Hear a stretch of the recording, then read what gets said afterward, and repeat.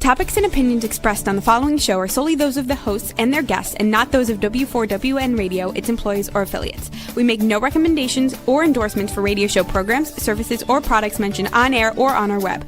No liability, explicit or implied, shall be extended to W4WN Radio, its employees, or affiliates. Any questions or comments should be directed to those show hosts. Thank you for choosing W4WN Radio.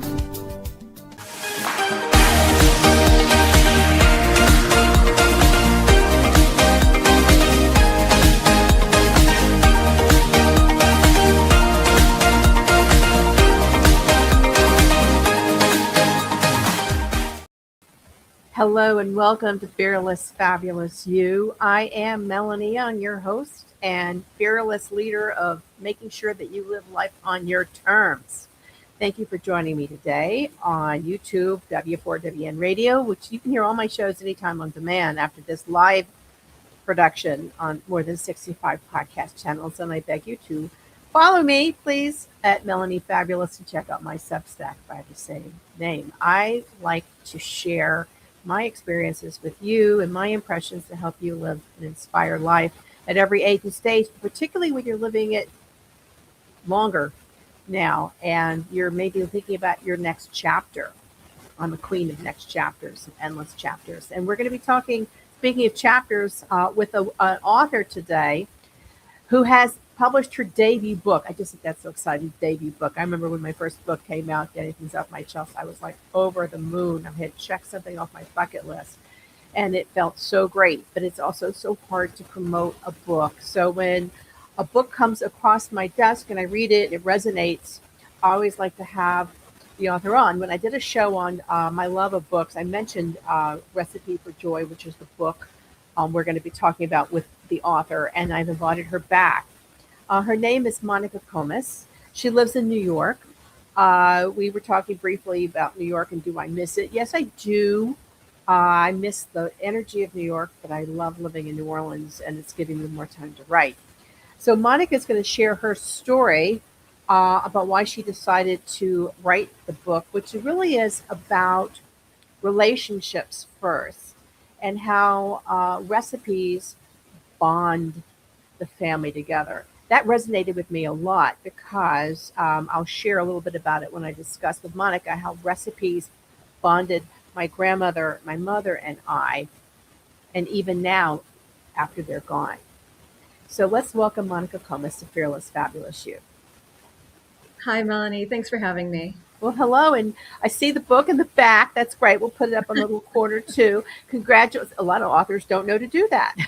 Congratulations on writing your first novel.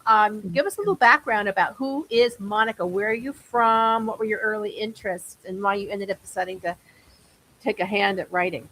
Sure. I'm originally from Cleveland, Ohio. So right. I'm a Midwest lady living in New York. I started out in journalism. I was a journalist for a decade, and then I did financial editing and ghostwriting. I did that for a little bit. But my true love was always fiction. I had been writing fiction since I was in high school. And I really wanted to get back to that. So I was actually working at Citigroup, and I would get up early in the morning and work on my fiction and then go and write financial stuff and then come home and work on some more fiction, and eventually got to the point that I started freelancing a little bit, and then I pulled back from the freelancing, and gradually the fiction writing took over all the writing. And I was very lucky to kind of get back to where I always wanted to go. And so here we are after it's a long journey that I'm skipping over, but eventually I'm here with a book now. And I'm curious because I talk to a lot of writers and they always get up really early in the morning. Well, I get up in the morning to work out. I dying to write a fiction book. I actually, when I sleep, my mind is weaving stories. Ooh. And I have to keep a notebook by my bed to remember. That was my question. I was going to ask if you do that. Good. Yeah, of course. I've been doing that for years. I'm a big journaler. But I have like 3 threads going right now. And I think the biggest issue is giving the time. So I'm impressed that you did it early in the morning and in the evening, because I think the biggest challenge for a lot of writers is there's 2, coming up with a concept and staying with it and developing the characters and the plot line. And the other is finding the time. Yeah. Did you ever go to a writing camp or have a writing mentor or anything like that? Sure. I did, and I agree with you. Like the time is a big consideration. I think especially these days when everybody is juggling so much, you're juggling your job, you're juggling your family, you may be caretaking as well, Yeah. older parents. There's a lot going on in the world today. Um, I don't have an MFA. But what I did was I went to a lot of writing workshops. I did a lot of conferences. I had writing partners, and you just start to learn the craft. In a lot of senses, you're teaching it to yourself, but you're learning. You're learning from mentors. You're learning from people who you're taking workshops with, and you're reading good authors. And it's amazing what you can learn from just reading quality writing. And eventually it all soaks in, and you start to have your own style with it, but at least you have some bones to it. So, two questions. Are there any workshops you would recommend? And are there authors that you really like to read and follow? Or who are the authors? Whoa, it's an author list. That's a long list. Let me start with the workshops first. Yeah. I did the Community of Writers workshop out in Hmm. Tahoe that I really liked. Hmm. Um, and another one that I really liked is actually through Sarah Lawrence. And that is a university here in New York, but they have this writing institute, and I think it might go by, they just changed the name, but the authors that are running this are amazing. And I took a full novel manuscript workshop, and this is really rare. The author who ran it, her name is Marcia Bradley. She's the author of The Home for Wayward Girls, which is an amazing novel. And it's small and intimate. It's 6 authors. You each read, everybody reads the other's manuscript, and then you workshop them. So it's very one-on-one. It's very intense, but it's very collaborative and supportive. I really like what they're doing at Sarah Lawrence, so I would recommend anyone to check them out. That's a really good tip because I am on a lot of writers groups and I get sent, lots of amazing retreats. I think I would be too distracted on a retreat. If I'm in Tuscany, I'm gonna be eating, drinking. I You know. I'm like the girl that needs to go to like Yadu. Or, when I moved to the Hudson Valley, so I bought a house in the Hudson Valley with this big vision. I was going to become hibernate and be an author. And I did. I wrote 2 books and I hibernated as author, but I developed such major FOMO, Mm, not being in New York with all my friends, and suddenly I felt isolated, and that wasn't cool. It was okay, cool, and during the pandemic. I live in New Orleans now, which is fosters writing. I mean, everything is just like creative here. So yeah. I'm thinking about when I travel a lot because I travel a lot for my wine world work because I have like two. Hmm. Two hats. Right. We don't have a lot of travel in July and August, and I'm thinking about settling in and just that's what I'm going to do. But Mm. I am looking. I've always wanted to have a writing mentor or coach to help, and I think. I have a name for you, honestly, Oh, because good. Then yeah, we'll this woman that I share just that. mentioned, yeah, who she does the full manuscript workshop. She also takes private clients. That's great. And I'll have I you know, think. I took this workshop before I got my book published. So Well, I think that's great. This podcast, doing 2 podcasts is very distracting, but it's great because then I meet people like you, and it gets me reading. I'm a big supporter of the public library. Everybody get a library card. I mean, that was one of the first things we did when we got to New Orleans. I always have like 3 books that I'm reading at all times. I have read yours, Recipe for Joy, which you sent me. I've got one from the library called They Left Us Everything by Plum Johnson. She was caregiving her mother, which I did. And yeah. I'm hoping to get her on. She's Canadian. And I have another one over here. I'm looking at Service Ready that was sent to me by Molly Arani, who's a restaurateur in Asheville. So I'm reading all the time. And fortunately, I was that little girl at age 5 with her nose in a book. Were you that little girl at age 5 with your nose in a book?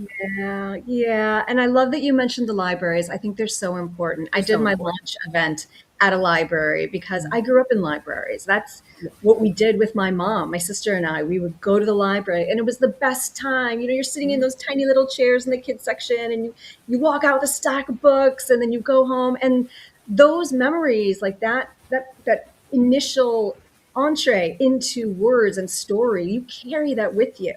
Um, and I think that that's how we all got into books. It starts with a library. Yeah, and I wanted every parent out there to take their child to get a library card early and take them to the library. I grew up in libraries as well. My mother would leave me at the library while she taught Yeah. class because she was Yeah. teaching at the university. And I my biggest problem is I check out too many books. I still have that problem. I check out too many books. I'm like, no, I can't read them all. But libraries are more than just books. You can go read magazines for free, save your money on subscriptions. There are puzzles at my library. There are crafts. Every library offers different things. It's like find a notary public. There's a sewing class at my local library. So it is an amazing place to gather and learn and also find quiet. I've urged my husband to go sit in the library and read magazine, to get out of the house. So it's great. And it's also a place for community. Anyone who's going to a library, you're going there because you care about something. You care about books. You care about the knitting class they're holding or bettering yourself. You're taking a class on the computer, so I feel like there's just good people who go to a library and, jump in the pond with them, I say. Absolutely. Now, here's another question. Do you have in your home or apartment, a reading room or a writing room that's dedicated? Not in our apartment. It may be a stupid question. That's my dream. Hudson Valley and a little desk at a no. It's funny because one time we had a house someplace else, and it was so small, but there was a closet, and I was like, I can fit a desk in the closet, and I'll write in the closet, and I literally wrote in the closet. We don't have that anymore. So now we have this apartment in the city, and the one good thing about having been a journalist is you can write anywhere, any place, anytime. It doesn't matter what's going on. And so I'm lucky. I was trained to write in an apartment with no special space. It's a movable feast. Wherever there's the least amount of noise, that's where I go. I prop my computer up. Sometimes I just put it on the humidifier and I sit on the ground. There is nothing precious about my process. Well, we're lucky in New Orleans because we do have a house. You get more here. And we have one room that is dedicated to no TV, just music, and it's my reading room and writing, and I can write up there. I also am in my studio and office, which I do writing, but we go out there to get away from each other and the quiet and TV, and it's a sacred space. You're living my books and artwork and So, but that's so nice that you've carved that out for yourself because you recognize that you need that because life can be very loud. Life can pull you in all the directions, and you need that place where you can be quiet and you can be centered and you can connect with art, creativity, words. Like I find that so special. We had that in the Hudson Valley, and then suddenly work took over everything, and I felt like I was living in a liquor store. So, even the sauna became a wine cellar. I'm like, there's no sacred space anymore. I think everybody needs to carve out a sacred space, even if it's a closet or a bathroom or something. Turn it into your sacred space and leave the electronics out and the noise and make it your place. And try to. I have a practice where I write like my 3-page. I had Julia Cameron on the show many years ago. And, morning pages. The writer's way amazing. And she says write 3 pages a day. I write in my journal, and then I try to read at least one chapter of my library book a day. How do you carve out the time? Well, it's interesting. Post publication, I'm actually asking this question of myself because it used to be get up, write. Walk the dog, feed the dog, start to do things around the house, so my morning was really my work time. And now that I'm still promoting Recipe for Joy and trying to get the word out still, I'm doing that, but I'm also working on something new. So I'm still trying to write first thing in the morning, and I do start with morning pages. I love that you mentioned the morning pages. Because that actually, it's so, I don't know what magic happens with them, but it really just, you get to dump everything and then you can write. She's genius. And then I'll write, and there's a lot of social media that comes with being an author. And I didn't realize, I think, how much time that takes up. And so I like to save that for the afternoon, but the morning is when I write best. So Yeah, I'd say the hardest thing about writing a book is promoting it. it You is. know, It's it's just so not, time consuming. The and social it's, media part of it in particular. yeah, but it's also, so I don't think a lot of writers are hardwired to be promoters too. So for all of us, we're like, what are we doing? We have to talk about the book now, but I just wrote the book. So it's a Fortunately, I was big, hardwired, having coming from a public relations yeah, background. So I you did knew my how to own do media it. tour. I did the best PR job on the first book. Anything's off my chest. The second one, I'm like, oh, I've spent all my money on the first book. I didn't hire anybody. I did it myself. Second book, I started a show by the same name. So Fearless, Fabulous You is the name of my second book. So I just Amazing. created Yeah, a show and became my platform for what the book stands for. So it's great. it's Let's talk incredible. about Recipe for Joy. Now I'm going to start this with I alluded to it. So actually, neither my grandmother, my maternal grandmother, kind of cooked, but she had a lady cook for her. In the Mhm. South, you have someone, and the lady of the house supervises. And my Okay. mother hated to cook. However, she loved to bake. That said, recipes were very important for both of them because they love to read recipes and like to eat. And they like to try to dabble in the kitchen. When two important things. When I decided to get married later in life, my mother gave me one day all the recipes I grew up eating that my grandmother would cook. And Bertie was her name, Bertie cook, and mother. And I have them in a binder. I think she gave it to me before I got married. I don't care about getting married. She just gave it to me. She wanted me to have it. And I have those recipes, and they're really special because they were the ones I do remember my mother and I cooking together, mainly Yeah. baking.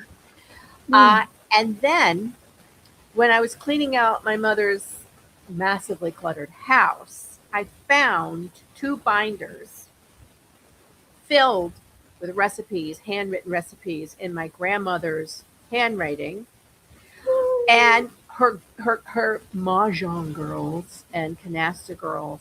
And these are straight out of the 60s and 70s, which is when they lived, and they used all sorts of fun things like canned salmon, put margarine, and then they clipped recipes from like Family Circle, McCall's magazine. So I have those binders, and when we were caring for my mother in Chattanooga, Tennessee, where I had to go live, kind of like Belle did, going to see, which we'll talk about.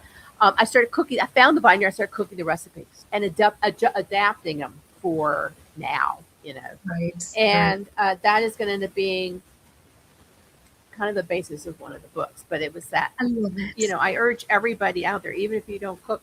The great thing about family recipes, as we're going to talk about the recipe of joy, is they live on long after the person you love is gone. Yeah. Yes. And Yes. not a lot of things do. Photos, yes. Recipes, though, you can pass along and keep eating. And when you, I did a on my Substack, I did something about vichyssoise Mm. because my dad and I loved vichyssoise together, and he was very finicky about vichyssoise. And I had a riff on vichyssoise here in New Orleans that had nothing to do with potatoes or leeks, but it was so good it took me back to vichyssoise and wanting to make it and Yeah. digging out that vichyssoise recipe that mother made dad and I. So that brings me to the book you have written, which is called Recipe for Joy, which is an interesting title given the process of the book. So why don't Mm. you hand this over to you to give us the plot line of the book and how you decided to give it the name Recipe for Joy. Sure, sure. Well, first of all, I have to say that story is just, thank you for sharing that. What a gift. Yeah. I'm so excited for you and the binders of recipes. And please promise that you will follow that through Mhm. and make it the story that you want, because I mean, I will be first in line to buy that. I love it.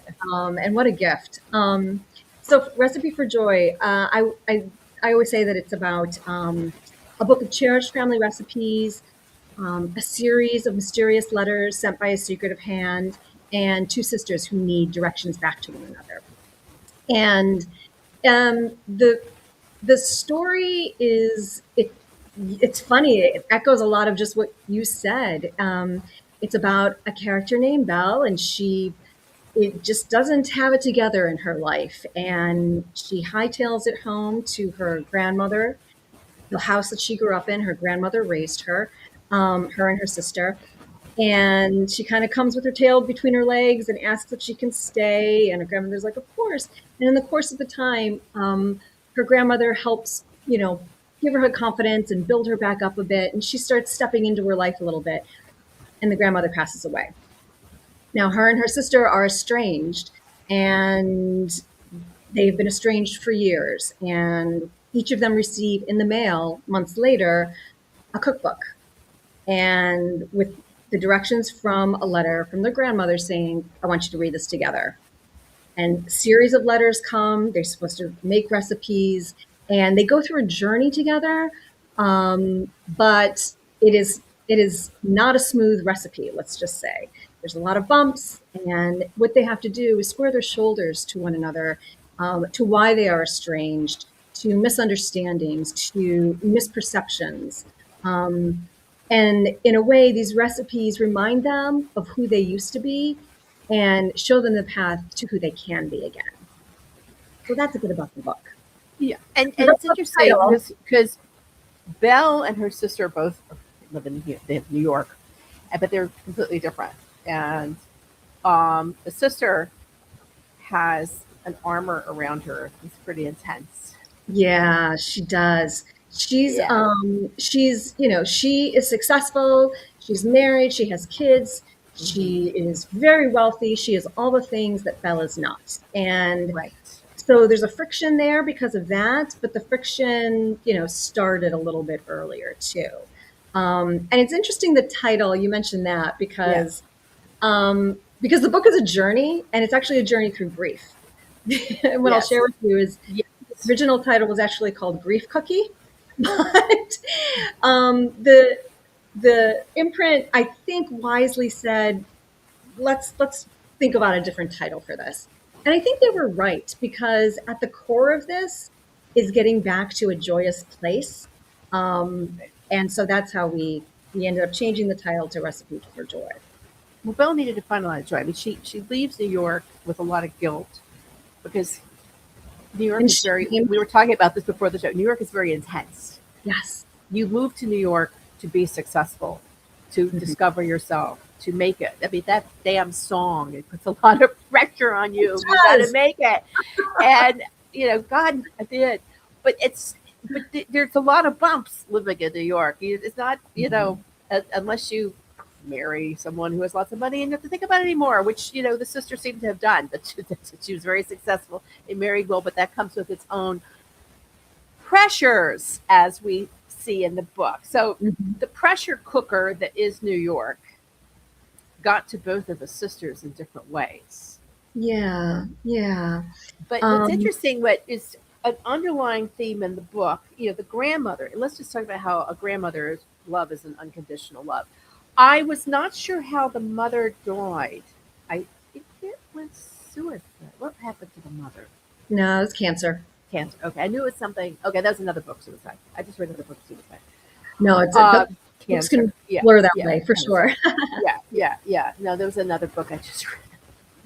Yeah. But there seems to be a lot of the authors interviewed, there's missing mothers. Just it's an interesting theme lately.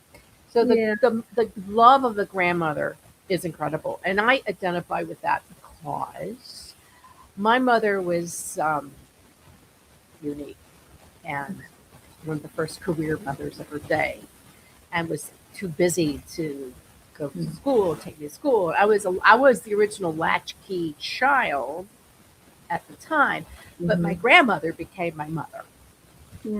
I was staying with her all the time. When my parents traveled, she would go to all the school plays. She would take me to school. So I developed a very close relationship with her, and that's where I got to sit and watch her with her friends playing canasta and mahjong, eat the food that I talked about the binder. The grief that I felt when my grandmother dropped dead of cardiac arrest was as deep as the grief that Belle feels when her grandmother passes. Shatters you.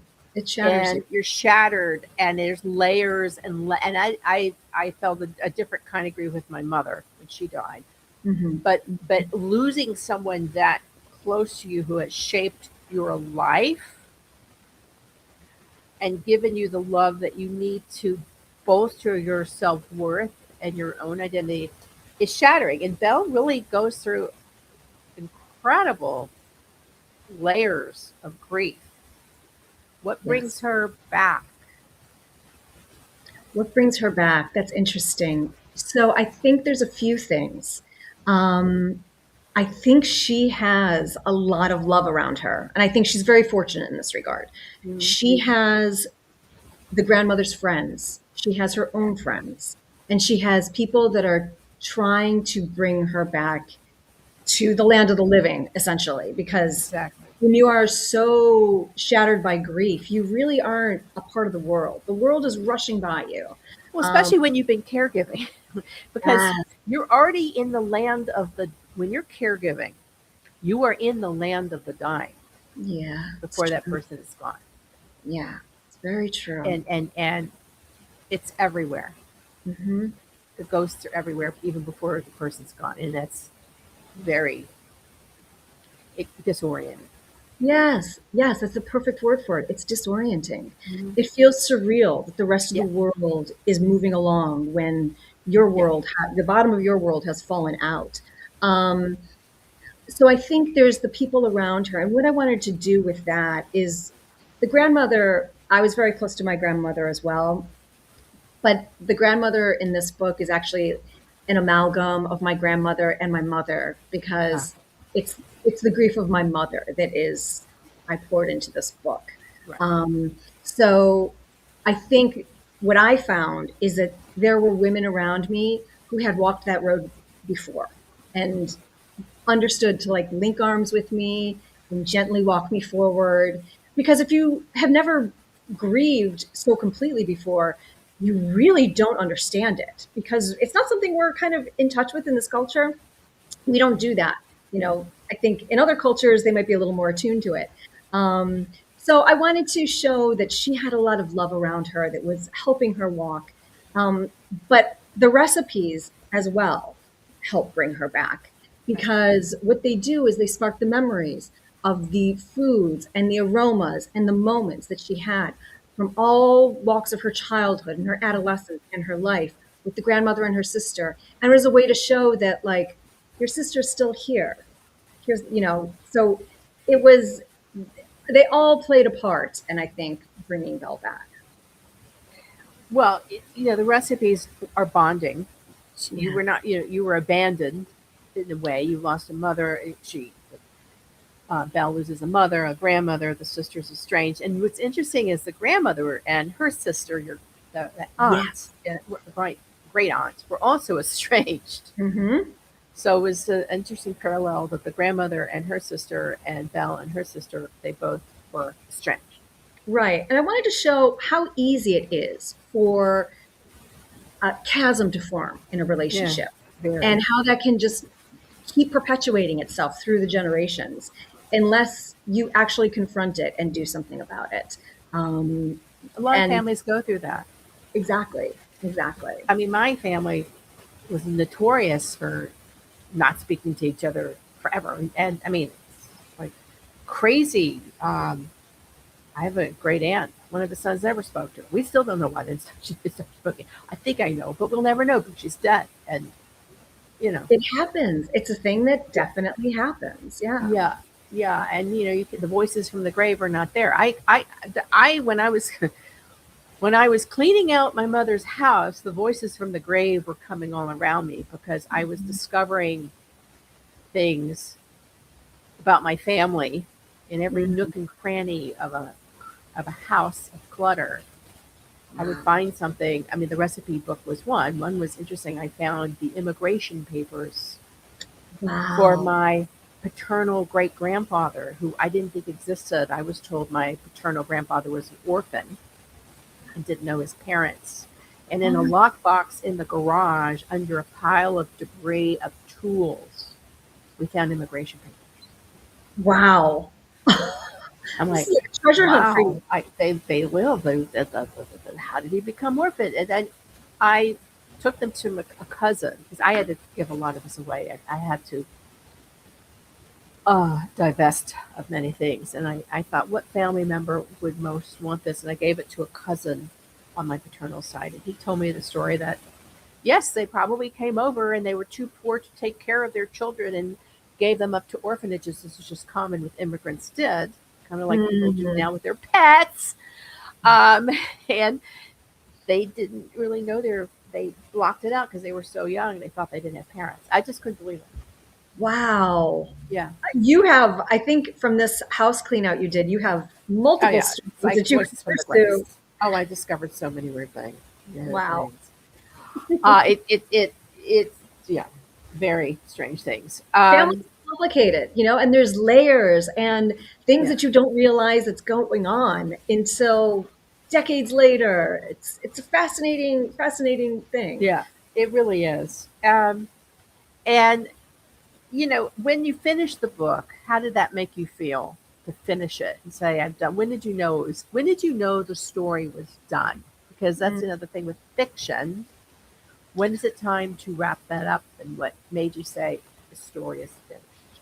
Yeah, it's it's a hard thing to declare it because I think the writer in you always wants to do something a little bit different, but you do get to a point where it's time to take it to an agent, where it's time for an agent to take it out to market. You just have to declare it. Did you I have think an agent before you wrote the book, or did you write the book and then shop it around to an agent? I wrote the book. I had to get a new agent because my old agent, such a lovely person, but she decided to focus on nonfiction. So I knew that I was going to have to get a new agent with this book. And so when I was done, I started querying just like everyone does. And that's how I got my current agent, who is wonderful.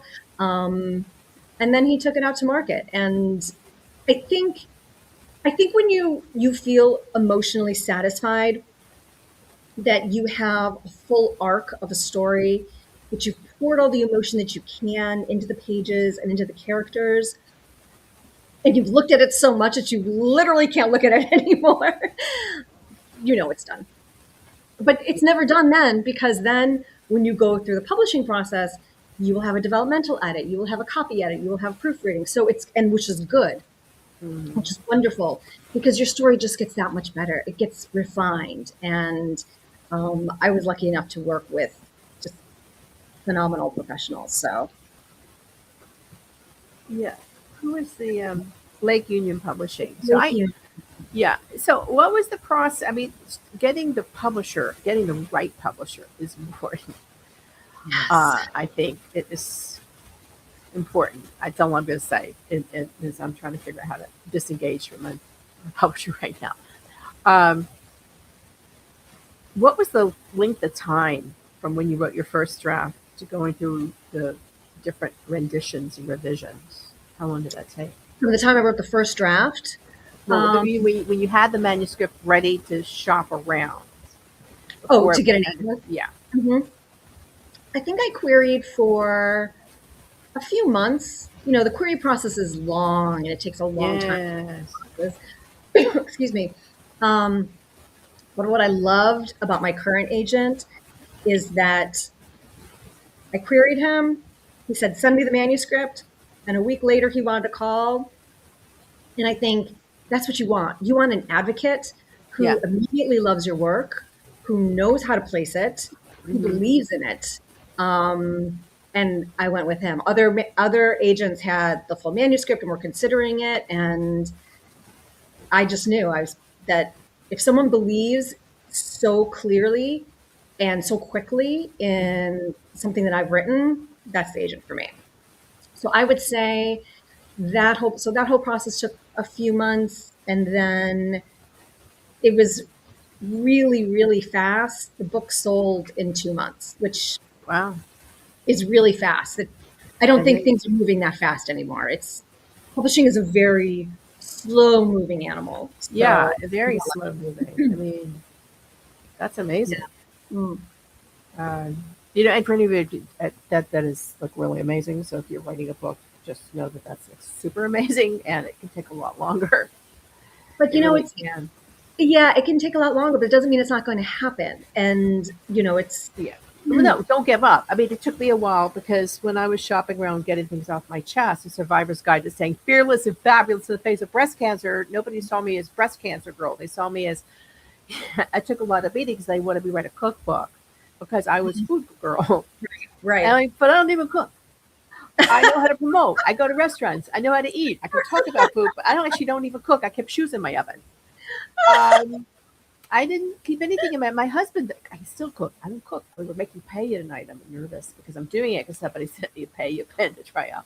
But I had to explain that I said, but I had breast cancer and I'm going to write the definitive book to help women navigate a journey they didn't plan to take. And I'm a passionate traveler. It took a while to, you know, but I held to my guns, until I got a publisher. Was it the best publisher? No, it was a publisher that believed in me. But what was a challenge, and even more so now, is they want to know your numbers. What's your TikTok numbers? What's your Instagram numbers? Oh, I And you just want know. to scream because suddenly you have to become a social media personality before you even write a book, which I can't stand because I do the social media out of necessity, but does it bring me joy? No. I, I, I understand that. And Yeah.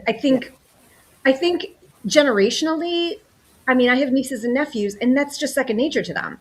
Yeah. They grew up with it. This is what they do. I'm 55. Like, this isn't something I grew up with. This is a new beast that I have to learn Uh, to but you got to parent do it. with. Yeah, but you have to do it. It's part of it. Like, that's Part of how the it. publishing world has changed, and you have to change with it. That's how Exactly. it goes. Yeah. Yeah. And, I'm like you. I try not to go down the rabbit hole of social media because you can. You Death. can. I think they call it death scrolling. I try to allocate my posts and, I'm not as strategic as, map them out for the week. I don't do that, but I could, but I don't. I could, and you should, or get someone to help you. So are you doing other work besides just being a full-time, not just being a full-time writer, is being full-time writer your full-time job now It for is you? now. Yes. Okay. Well, Hmm. good for you that you can do that. Well, I'm Um, really lucky. yeah, I'm lucky. Yeah. you are. You are. But that's a good thing because freelance writing sucks right now. The pay rate sucks. And I've kind of pulled back on freelance writing because I was looking at what's taking me away from the book I want to write. And it was a lot of Mhm. little. So, my message to writers who want to write a book, which is different from writing freelance articles and whatnot, is make that the book your job, your priority, and set aside that time and the day and don't let anything distract you. And that is hard, but if you want to get it done, you've got to do it. Now, how would you add to that? I think I think I've been thinking about this a lot lately, and it's being protective of your time. And I remember I was at a workshop with some women, and this one woman, she was so prolific, and she said, I read a half hour a day. That's all the time I have. Half hour a day. That's all I do. By the end of the year, I have a book. And it really put things into perspective. It was like, you don't need a ton of time, but you do need to dedicate the time and be loyal to that and Mhm. not be pulled in every direction. And it's hard, I think, when you're doing it at home. If you have a lovely place that you can go and like be away from the dishwasher and the dog and the this and the that and all the things that are always, weighing down on things you have to get done just to live, all the better. Everybody, I think you can find a minute or a little bit of time. If it's in the morning, if it's in the evening when everybody goes to bed and you just have a half hour, but it's your half hour. But you do really have to caretake that half hour. And what I have started doing, I used to talk to people when they would call in the morning. Oh, they have time now, so I'll talk to them. But that was my writing time. And so now what I've started to do is I don't take calls in the morning. Just do my writing. I can call everybody back later. And it's these little things that will open some space up, hopefully, for people. I mean, also if you have some financial security, if you're still having to, make ends meet, maybe, it's like, it can be hard carrying a job if you have a full-time job and you're working in a job because you got to supplement your writings. You're not making the money at writing. Right. So for those following this, the ideal goal is to become a full-time writer. But if you still need to pay bills and the writing is not doing it, you've got to be realistic. You've got to come up with a way to bring in income and balance it with your writing time. I had to do that. It's not easy. It's not easy. I It's agree. not And easy. I don't, right. And I don't mean to make it seem like it is. You have to pay your bills. Like, Yeah, I was a financial journalist. Like, there's no getting around it. But bills and your income Right. has to come first. income has to be first. But hopefully you get to a place where you can find just a little bit of time, Mm-hmm. and then the shift can happen. Maybe it's a little less freelancing and it's a little more Right. doing a different kind of writing. It doesn't happen overnight. It doesn't. And it's a discipline, much like working out and Yeah. setting aside that time every day to get that stretch or that cardio or that thing you need to do to take care of yourself. Writing is the same way. Most creatives that I know carve out that time, and they don't make it a lot of time. Like I have a cousin, he's a famous artist, Hunt Slonim, and he paints a bunny every day. He's a prolific in bunnies, I think, but bunny every day. Julia Cameron talks about the 3 pages. I try to read a chapter of a book. I try to journal. I set aside certain times. My goal now is to set aside the creative writing time every day. I also have a Substack because I'm building that. And that is another form of creative. But what I've done is on my Substack, the paid end of it is where I'm weeding out the novel, the chapters. So I'm using the Substack paid. I don't even care how many people pay. I just do it that way. So it's my little section where Yeah. I'm writing chapters and doing it that way. Because Yeah. as I said, I have like 3 books in my head. They're very different. They're really terrific books. And I'm leaving them out. But you got to start with one. And that's, key. So what is next for you? Now, I mean, obviously you've got the book. And Juan, if we have a photo, do we have a photo of it we can put up on the screen in the little bitty corner? Did you get that? Juan's my engineer. There he is. So, what's next? The book came out in April 26th, so or March 20. And so, what's next? Are you going to write another book, or are you going to sit for a while and just focus on this, or what? No, there's no sitting, as we all know. We're not sitting. Um, my next book, it's a lighter story. It's a story about a funny, vivacious family, and they are all at a tipping point in each of their lives. These are adult children, and they're all going home for 1 week, as they always do, to their mother's house in the Hamptons for her annual art show. But this year, there's some stormy weather brewing. There's the confluence of the art show, a memorial for their father who passed away almost 2 decades ago, and everybody's lives are teetering on the brink, and a secret is revealed that pushes everybody over. And what I love about this story is it gets to the heart of what it means to be a family. And it's how you get through, and do you get through the way that you think you would. But this is a light, funny summer story, but there's real emotional meat on its bones too. So I'm excited about it. It sounds like a great book. Those family story. I think it's always good to start with what you know, whether it's family or a work situation or I always felt my life was a little like Sex in the City for a long time. And a lot of what I'm writing right now is about the 90s, my life in the 90s in New York, because I have these rich memories of these incredible characters. So many are not around, and only I have them because of my relationship. So I've been writing a lot about that right now to weave it into Are You on the List, which is going to be a book about a public relations executive who, is the queen of the list and the top of the heap of the culinary world, and then things fall like a souffle around That's a her. great title. I love it. Well, it's so true, because what Totally. happens wonderful reveal is she gets delisted when she loses a lot of clients for a lot of reasons. Um, she falls off the list, and even today, what makes my hair stand on end, my itch, what gives me the ick, is the question: Are you on the list? Are you on the list? I go to, and now I'm a journalist. I'm a media person, so there's nothing that makes me really get the ick factor and send me into snorting when I go to like Galatoire's. I went to Gala, the famous restaurant, and we had RSVP'd, and the little clipboard girl in the black dress, age 20, goes. And you sit there with that painful wait while they peruse, and your why. So I'm like, it's why. I'm at the end of the page, young, right? And they go, I don't see you on the list. Are you sure? I don't see you on the list. And your hair stands on edge because you are meant to be on the list.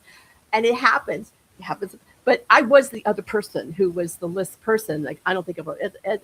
So that's where it's going to go. And it's funny, and there's a lot of characters, but it's one of them. The other one is, but be going home to take care of my mother and discovering crazy things. But the Are You the List is probably the bestseller because it's like I mean, people in it that people know about, and they'll be like, oh. But sounds dishy to me. I love it. Isn't that hysterical? So yeah, it's Are You on the List? And it's that term still exists, and I'm still on. I'm on PR groups, lurking to see if there's any work and writing work, and it's still like I need someone with top tier magazine lists, and the list thing never goes away. Ever, including when you write a book, do you have a mailing list? Are you going to create a funnel if you're a coach? It's like the list thing, listicles never go away. No, Whether we're in the you're era writing them, you're on them. Am I on the list? Oh my God. What makes you qualify? And it's like, God almighty. And every summer I would sit my staff down and go, okay, we're gonna, now that the James Beard Awards are over and everything else, with quiet time, we're gonna redo the lists. Everybody who's gonna help me. And I would be dragging all those damn magazines up to the Hudson Valley, before, like everything. Going through the mastheads. And not one person on my staff would help me. Damn it. And oh my gosh, you were in charge of the list. That's hilarious. I know. I mean, but it's like that's. How far are you into this book? I have to ask because it sounds so good. Oh, about a third. Okay. I mean, that's a good ways. Yeah, in your pants. I even laugh at it myself. I mean, but this is like giving all those good, like the nostalgia, that whole era. Like that was an era. Yeah, and I have a couple of chefs following me, with famous chefs. They're like, "Go girl, go! Yeah, I remember him," because they keep dying, and every time one dies, I'm like, "Okay, David Boulay died. Let me talk about him now." Tom Bellini died, and I go down the story of me and David Boulay, and there's a great story in all of them. But anyway, I want to congratulate you, Monica. Let me get this wrapped up. We've been talking to Monica Comas. The book is Recipe for Joy. It's a delightful read, poignant, but delightful and joyous at the end. And it makes me want to realize that everybody should be gathering your family recipes and treasuring them, because one day the family members will be gone, but you'll always have those recipes. Yeah, they'll keep you tethered to your past and to who you love. Yeah. Thank you and good luck, and let's stay in touch, all right? Thank you. I would love to. This was a pleasure. Thank you so much. Absolutely. And so everybody listening, okay, get out there and write, get out there and support your local library and read. Support authors if you don't want to write, but just use your mind and get off the phone. You have a choice in how to live your life. I always say choose it to live on your terms and not by terms set by others who want to see you in their light, and you shine your own light. And always choose being fearless and fabulous.